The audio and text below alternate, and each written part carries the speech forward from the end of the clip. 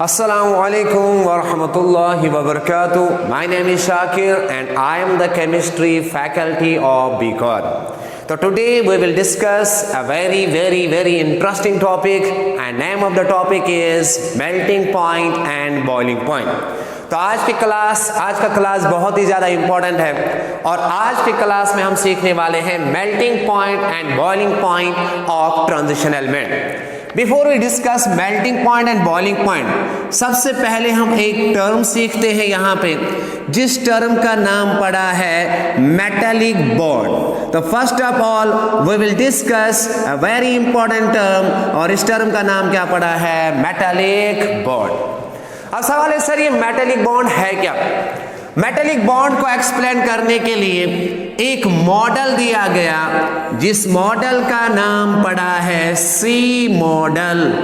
तो metallic bond को explain करने के लिए एक मॉडल दिया गया जिस मॉडल का नाम है सी मॉडल। सर समंदरी मॉडल, समंदर में कोई मॉडल दिया होगा, ऐसी बात नहीं है, आगे डिटेल के अंदर पढ़ा होगा। तो सी मॉडल हमसे पूछता है मेटालिक बॉन्ड क्या है। हमने सी मॉडल से पूछा अरे भाई हमारी प्रॉब्लम ये है कि आप हमें एक्सप्लेन करो मेटालिक बॉन्ड। तो सी मॉडल ने कहा कोई बात नहीं, मैं आपको समंदर में ले जाता हूं और वहां से आपको सिखाता हूं एक इंपॉर्टेंट टर्म जिसका नाम पड़ा है metallic bond. According to C model states that if we take the example of metal, जब आप मेटल की बात करते हो तो metal contain two things, metal के अंदर बेसिक दो चीजें होती है। According to C model, metal contain how many parts? Metal contain 2 parts. Number first is metal contain metallic center part. These parts represent metallic kernels. तो according to sea model जो metal हमारे पास है, metal contain metallic colonel's and also this metal contain free electrons. तो metal के पास दो चीजें होती है सर, एक तो हमारे पास है free electrons and number second is metallic kernel. अब सवाल है सर ये मेटालिक कर्नल है क्या? Metallic kernel represent centre part, that part is called nucleus. Centre part और इस पार्ट का नाम क्या पड़ा है? Nucleus. Nucleus plus inner electrons, जो एलिमेंट के पास सेंटर पार्ट में न्यूक्लियस होता है और इसके बाद जो न्यूक्लियस प्लस इनर इलेक्ट्रॉन, इसी का नाम पड़ा है मेटालिक कर्नल्स। तो metallic kernel simple represent nucleus plus inner most electrons. इसके बाद जो सेकंड पार्ट होता है मेटल में, according to sea model, these are called as free electrons और these are also called as valence electrons. इनको हम बोलते हैं free electrons and valence electron. अब ये इलेक्ट्रॉन सर करते क्या है? These electron form a sea. उन्होंने एक समंदर बनाया है सर, और समंदर के अंदर सर प्रेजेंट क्या है? समंदर के अंदर प्रेजेंट है मेटालिक कर्नल्स। देखो if we take the example of, यहां पे मैंने एक एग्जांपल लिया, दैट एलिमेंट इज क्रोमियम। और क्रोमियम बहुत इंपॉर्टेंट एलिमेंट है, आप लोग जानते हो, लेक्चर नंबर 1 में बताया था। क्रोमियम के पास होती है एक्सेप्शनल इलेक्ट्रॉनिक कॉन्फ़िगरेशन और क्रोमियम की जो इलेक्ट्रॉनिक कॉन्फ़िगरेशन है that is Ar 3d5 and 4s1। अब ये जो Ar तक जो इलेक्ट्रॉन आते हैं that is 18 electron, in electrons का नाम पड़ा है इनर इलेक्ट्रॉन्स। और ये जो बाहर की दुनिया में आप ये इलेक्ट्रॉन को देख रहे हो, इनका नाम पड़ा है वैलेंस इलेक्ट्रॉन्स और फ्री इलेक्ट्रॉन्स। अब ये जो वैलेंस इलेक्ट्रॉन होते हैं, देखो यहाँ पे अगर आप इमेजिन कर सकते हो, कंसेप्ट को सीखना, यहाँ पे टोटल हमारे पास 24 प्रोटॉन्स है और इनर मोस्ट इलेक्ट्रॉन कितने हैं? इनर मोस्ट इलेक्ट्रॉन 18 है। अब 24 में से 18 को हटाओ तो कितने किसके बराबर निकला है? 6 proton. That means every chromium जो है, every chromium is surrounded by 6 electrons. Try to understand this concept. यहाँ पे आपको 24 एंड 18 तो इलेक्ट्रॉन, इनर मोस्ट इलेक्ट्रॉन। अब यहाँ पे कितने प्रोटॉन है? 6 proton. That means every chromium के पास एक्स्ट्रा जो 6 प्रोटॉन है, जिसकी वजह से मेटालिक कर्नल जो है हमेशा उस पे कौन सी चार्ज आती है? Positive charge. अब मैंने यहाँ पे एक मेटालिक कर्नल लिया, मेटालिक कर्नल के सराउंडिंग में कितने इलेक्ट्रॉन होंगे, फिर that means 6 electrons are surrounding to a given metallic kernel. इसी तरह हमने बहुत सारे मेटालिक कर्नल लिए और मेटल में बन जाता है एक सी, और जिसका नाम पड़ा है सी मॉडल। अब इलेक्ट्रॉन के पास जो चार्ज होती है दैट इज नेगेटिव, और ये जो मेटालिक कर्नल होते हैं उनके पास कौन सी चार्ज होती है, positive. And electrostatic force of attraction that develops between electron and metallic kernel, जो इलेक्ट्रॉन और मेटालिक कर्नल के बीच में एक अट्रैक्शन डेवलप हुई, इसी अट्रैक्शन का नाम पड़ा है मेटालिक बॉन्ड। तो व्हाट इज मेटालिक बॉन्ड? सबसे पहले हम सीखते हैं टर्म मेटालिक बॉन्ड है क्या। तो you can write down what is metallic bond. तो when we explain metallic bond, it is simple, the electrostatic force of attraction, the electrostatic force of attraction. Metallic bond is defined as electrostatic force of attraction, electrostatic force of attraction which is present किन के बीच में होता है, which is present between the metallic kernels, which is present between the metallic kernels and free electrons। जो metallic kernels and free electron के बीच में जो ये अट्रैक्शन होती है, इसी अट्रैक्शन का नाम पड़ा है मेटालिक बॉन्ड। तो अब आप लोगों ने अच्छी तरह से सीखा सर ये मेटालिक बॉन्ड है क्या। ये एक वो इलेक्ट्रोस्टैटिक फोर्स ऑफ अट्रैक्शन है जो प्रेजेंट होती है between electrons and metallic colonel's. अब इंपॉर्टेंट पॉइंट आपको क्या याद रखना है, जब हम मेटालिक बॉन्ड की बात करते हैं तो मेटालिक बॉन्ड सर किन चीजों पे डिपेंड करता है, और मेटालिक बॉन्ड से आप क्या क्या चीज एक्सप्लेन कर सकते हो। सबसे पहले आप लोगों को देखना है ये जो मेटालिक बॉन्ड है, metallic bond directly depends upon number of unpaired electron. बहुत ज्यादा इंपॉर्टेंट है NEET point of view, number of unpaired electrons. तो मेटालिक बॉन्ड किस चीज पे सर डिपेंड करता है, it depends upon number of unpaired electrons. More is the number of unpaired electron, more will be metallic bond. तो जितने ज्यादा unpaired electron इतना ही ज्यादा स्ट्रांग होता है हमारे पास प्यारा सा नन्हा सा एक बॉन्ड जिसको हम बोलते हैं मेटालिक बॉन्ड। तो मेटालिक बॉन्ड जनरली किस चीज पे डिपेंड करता है, तो it depends upon number of unpaired electrons. तो जितने ज्यादा नंबर ऑफ अनपेयर्ड इलेक्ट्रॉन इतना ही ज्यादा स्ट्रांग होता है metallic bond. Number second important point, metallic bond जो है, metallic bond is directly proportional to sir, it is directly proportional to hardness. More is the strong, more strong is the metallic bond, more will be hardness in metals. तो जितना ये metallic bond strong होता है इतना ही ज्यादा hardness होती है। इतना ही नहीं, तीसरा important point, metallic bond is directly proportional to melting point and boiling point. Sir अब तो आ गए हैं ना अपने टॉपिक पर, जितना ज्यादा स्ट्रांग मेटालिक बॉन्ड इतना ही ज्यादा मेल्टिंग पॉइंट और बॉइलिंग पॉइंट होता है। और फोर्थ इंपॉर्टेंट प्रॉपर्टी जो मैं यहां पे बताऊंगा आपको, जिससे आप ये चीजें एक्सप्लेन कर सकते हो कि मेटालिक बॉन्ड से आप क्या एक्सप्लेन कर सकते हो। फर्स्ट मैंने कहा metallic bond is directly proportional to number of unpaired electron, और सेकंड हमने यहां पे देखा metallic bond is directly proportional to hardness, और तीसरा फैक्टर हमने देखा metallic bond is directly proportional to melting point and boiling point. And fourth important point is ये जो मेटालिक बॉन्ड है, metallic bond is inversely proportional to softness. That means as the value of metallic bond increase, the softness will decrease. तो जितना soft कम होगा, inverse relation है, जितना softness कम होती है मेटालिक बॉन्ड का वैल्यू होता है कम, इसका वैल्यू होता है ज्यादा, इसका वैल्यू होता है कम।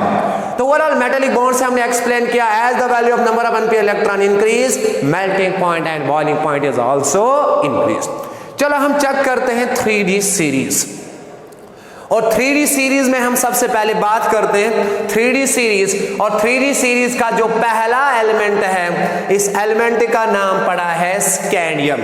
और ये जो 3D सीरीज है, 3D सीरीज का शॉर्ट ट्रिक आप जानते हो, 3D series that is Sachin Tendulkar very crazy man, Sachin Tendulkar, very crazy man, gives free coaching to Nitin Cousin.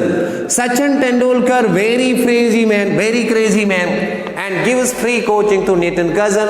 ये है हमारे पास 3D सीरीज। अब 3D सीरीज में सबसे पहला एलिमेंट हमने लिया है स्कैंडियम, और इलेक्ट्रॉनिक कॉन्फ़िगरेशन आप जानते हो Ar3d1 4s2। इसके बाद जो सेकंड एलिमेंट है that is Ar3d2 and 4s2। और इसी तरह इन द सेम या बाकी इलेक्ट्रॉनिक कॉन्फ़िगरेशन लिख सकते हो। जनरली मैं लास्ट में लिखता हूं, इसके केस में आप देखोगे 3d3 4s2, और यहां पे क्रोमियम में एक्सेप्शनल इलेक्ट्रॉनिक कॉन्फ़िगरेशन होती है। That electronic configuration is 3d5 and 4s1। और मैग्नीज के केस में जब हम देखते हैं 3d5 एंड 4s2, इसके केस में हमने देखा 3d6 एंड 4s2, इसके केस में हमने देखा 3d7 एंड 4s2, इसके केस में 3d8 एंड 4s2। यहां पे आप जानते हो एक्सेप्शनल होती है 3d10 एंड 4s1, और इसके केस में 3d10 एंड 4s2। तो as we move left to right along the 3D series, जब हम 3D सीरीज में लेफ्ट से लेकर राइट तक जाते हैं, the number of unpaired electron decrease, unpaired electron decrease हो जाता है। इसीलिए मेल्टिंग पॉइंट भी डिफरेंट होता है, मेल्टिंग पॉइंट ऑल्सो डिक्रीज। जरा चेक करते हैं first important question, out of chromium and manganese हमसे पूछा गया कि क्रोमियम एंड मैग्नीज सबसे ज्यादा मेल्टिंग पॉइंट किसका होता है। क्रोमियम के केस में और मैग्नीज के केस में सबसे ज्यादा मेल्टिंग पॉइंट किस एलिमेंट का है? तो out of chromium and manganese which element have more melting point. अब कुछ एमसीक्यू करते हैं इस टॉपिक पर। तो हमने क्या देखा, जितने ज्यादा अनपेयर्ड इलेक्ट्रॉन होते हैं इतना ही ज्यादा मेल्टिंग पॉइंट। अब वही लॉजिक यूज करते हैं यहां पे। Question number first, sir out of manganese and chromium हमारे पास दो एलिमेंट हैं, एक तो हमारे पास है manganese and second element is chromium. अब मैग्नीज और क्रोमियम में मेल्टिंग पॉइंट किसका ज्यादा है? मैग्नीज की जो इलेक्ट्रॉनिक कॉन्फ़िगरेशन होती है वो तो आप जानते हो Ar3d5 एंड 4s2, और यहां पे जब हम क्रोमियम की बात करते हैं तो electronic configuration is 3d5 and 4s1। अब दोनों यहां पे चेक करते हैं, इलेक्ट्रॉनिक कॉन्फ़िगरेशन ऑफ मैग्नीज भी और इलेक्ट्रॉनिक कॉन्फ़िगरेशन ऑफ क्रोमियम भी। अब देखो जरा, मैग्नीज 3d5, अब यहां पे मैंने यूज किया है 3d5, और 3d5 में कितने इलेक्ट्रॉन है टोटल? सर 5। और 4s में कितने इलेक्ट्रॉन है? सर 4s में 2 इलेक्ट्रॉन है। ये तो हमारे पास है 3d5 और ये तो हमारे पास है 4s2। अब यहां पे चेक करते हैं क्रोमियम के केस में। क्रोमियम के केस में यहां पे हमने 3d5 लिया। सर 3d5 1 2 3 4 5, और s में कितने इलेक्ट्रॉन है? सर s में तो 1 इलेक्ट्रॉन है। अब सवाल है कि out of manganese and chromium आप लोगों को दिखाई दे रहा है कि मैग्नीज के केस में अनपेयर्ड इलेक्ट्रॉन कम है एज कंपेयर टू क्रोमियम। तो अभी मैंने कहा कि जो मेल्टिंग पॉइंट होता है, melting point is directly proportional to number of unpaired electrons. तो मेल्टिंग पॉइंट किस चीज पर डिपेंड करता है? Number of unpaired electron. अब number of unpaired electron chromium में ज्यादा है या मैग्नीज? सर दिखने में तो लगता है कि क्रोमियम में ज्यादा है। अगर क्रोमियम में ज्यादा है तो इसका मतलब हुआ कि melting point of chromium is always more than manganese. तो पहला इंपॉर्टेंट पॉइंट आप लोगों ने देखा, क्रोमियम का मेल्टिंग पॉइंट जो है वो ज्यादा होता है एज कंपेयर टू मैग्नीज। ऐसा क्यों? ऐसा इसलिए कि क्रोमियम में ज्यादा अनपेयर्ड इलेक्ट्रॉन होते हैं, तो अनपेयर्ड इलेक्ट्रॉन होने से मेटालिक बॉन्ड की जो स्ट्रेंथ होगी दैट विल बी मोर। आगे मैंने पहले लेक्चर में पढ़ाया, as the number of unpaired electron increase metallic bond is also increase. तो इसके केस में ज्यादा है अनपेयर्ड इलेक्ट्रॉन, यही वजह है कि क्रोमियम का मेल्टिंग पॉइंट ज्यादा होता है एज कंपेयर टू मैग्नीज। इतना ही नहीं सर, एक और फैक्ट सुनो, manganese in case of 3D series में मैग्नीज का मेल्टिंग पॉइंट सबसे कम आ रहा है। ऐसा सर क्यों? ऐसा तो नहीं होना चाहिए, लेकिन ऐसा ऑब्जर्व किया है।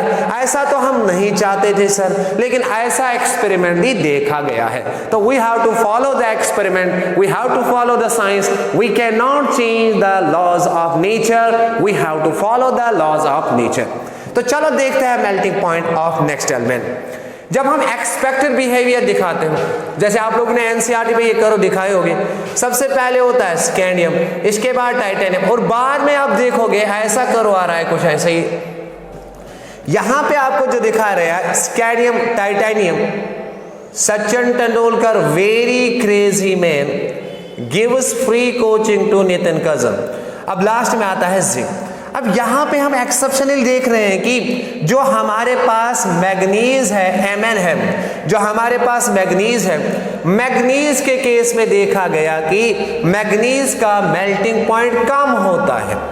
और इन द सेम वे आप ऐसे देख सकते हो कि मैग्नीज के केस में मेल्टिंग पॉइंट सर क्यों कम होता है? कम तो नहीं होना चाहिए। मेल्टिंग पॉइंट ऑफ मैग्नीज क्यों कम होता है 3D सीरीज में? इसका लॉजिक सुनो।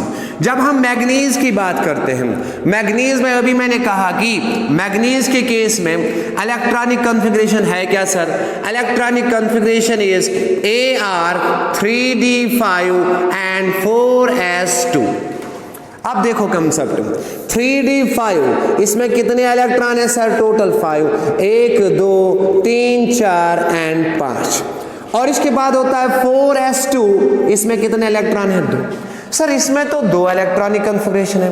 सर क्या क्या इलेक्ट्रॉनिक कॉन्फ़िगरेशन है? एक तो इसमें है हाफ फील्ड इलेक्ट्रॉनिक कॉन्फ़िगरेशन, दुनिया जानती है हाफ फील्ड इलेक्ट्रॉनिक कॉन्फ़िगरेशन ज्यादा स्टेबल होती है सर। और नेक्स्ट वन इज इसमें कंप्लीटली फील्ड इलेक्ट्रॉनिक कॉन्फ़िगरेशन है। याद रखो, अगर किसी एलिमेंट पर MTR मुझे तो रटो, अगर किसी एलिमेंट में half filled and plus completely filled electronic configuration होती है, that configuration is very very stable. तो because of stable electronic configuration of manganese, half filled electronic configuration भी, कंप्लीटली फील्ड इलेक्ट्रॉनिक कॉन्फ़िगरेशन भी, इस स्टेबल इलेक्ट्रॉनिक कॉन्फ़िगरेशन की वजह से manganese और जो उसके वैलेंस इलेक्ट्रॉन्स होते हैं इनके बीच में ज्यादा अट्रैक्शन होती है। तो ज्यादा अट्रैक्शन होने से ये जो इलेक्ट्रॉन्स हमारे पास होते हैं they are not freely move inside the crystal, वो क्रिस्टल में अच्छी तरह से मूव नहीं कर पाते हैं, डिलोकलाइज नहीं होते इलेक्ट्रॉन क्रिस्टल के अंदर, जिसकी वजह से जो मेल्टिंग पॉइंट और बॉइलिंग पॉइंट जो होता है दैट इज डिक्रीज। तो ओवरऑल आपको याद रखना है कि due to stable electronic configuration in manganese the attraction between the outermost electron and nucleus decrease with the nucleus increase, with the result the value of melting point is decreased। तो overall ये हमने देख लिया कि melting point किस तरह increase होता है या किस तरह डिक्रीज होता है। अब इसके बाद हम देखते हैं नेक्स्ट वन इज कि melting point and boiling point हमने देखा, as the number of unpaired electron increase the melting point and boiling point also increase. Thank you.